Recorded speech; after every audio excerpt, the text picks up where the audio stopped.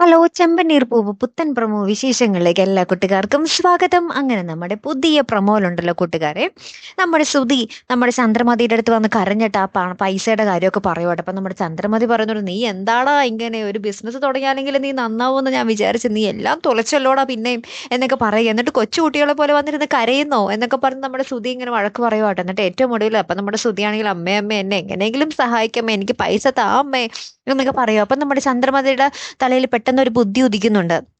അതായത് നമ്മുടെ രേവതിയുടെ സ്വർണം നമ്മുടെ ചന്ദ്രമതിയുടെ കയ്യിലുണ്ട്. അപ്പൊ നമ്മുടെ ചന്ദ്രമതി പറയുന്നുണ്ട്, രേവതിയുടെ സ്വർണം കുറച്ച് എന്റെ കയ്യിലുണ്ട്, അത് തരാം. അപ്പൊ നമ്മുടെ ചന്ദ്രമതി സ്വർണ്ണമൊക്കെ എടുത്തിട്ട് ഇങ്ങനെ പുറത്തേക്ക്, ഇങ്ങനെ മുറിയുടെ പുറത്തേക്ക് വരുമ്പോൾ ആരെയൊക്കെയോ കണ്ടിങ്ങനെ ഞെട്ടി നിൽക്കുന്നുണ്ടേ.